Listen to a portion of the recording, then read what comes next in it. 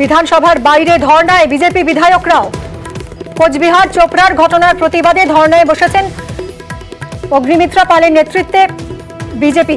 আমরা কথা বলবো উজ্জ্বল, আমাদের প্রতিনিধির সঙ্গে। উজ্জ্বল, দেখো, বিজেপির বিধায়ক তারা একদম বিধানসভার যে মূল ফটক তার বাইরে ধর্নায় বসেছেন, কারণ গতকাল আমরা জানি যে স্পিকার তাদেরকে অনুমতি দেননি এবং ফলত তাদের সেই বিষয় নিয়ে তারা কোনো রকম ভাবে সংঘাতে না গিয়ে আজকে তারা বাইরে বসেছেন এবং একই রকম ভাবে তাদের বক্তব্য যে এই বিষয়গুলো প্রকাশ্যে তারা জানাতে চান। চোপড়া এবং কোচবিহারের কাণ্ডে তারা সিবিআই দাবি করছেন এবং চোপড়ার ঘটনার কড়া পদক্ষেপ দাবি করে তারা ইতিমধ্যেই দাবি জানিয়েছেন এবং তারা কালকেও আমরা দেখেছিলাম যে বিধানসভার ভেতরে পটিগতে তারা ধর্নায় বসেছিলেন। আজকে তারা বিধানসভার বাইরে বৃষ্টির মধ্যে তারা ধর্নায় বসেন এবং তাদের বক্তব্য যে সারাদিন তারা এরকম ভাবে ধর্না দেবেন এবং যতদিন না পর্যন্ত এই তাদের যে দাবি সেটা পূরণ না হয় ততদিন তাদের যে প্রতিবাদ সেই প্রতিবাদ তারা চালিয়ে যাবেন।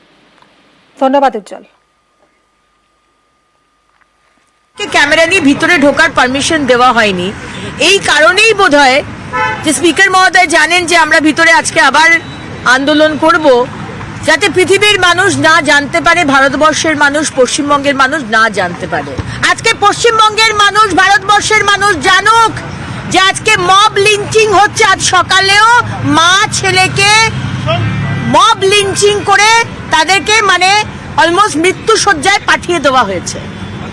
পশ্চিমবঙ্গের মানুষ জানুক যে আজকে ক্যাঙ্গারু কোর্ট, সালিশি সভা চলে এই পশ্চিমবঙ্গে। সারা ভারতবর্ষের মানুষ জানুক, তাই আমরা আজকে মেন রাস্তার ওপরে ছাতা নিয়ে বসে আছি।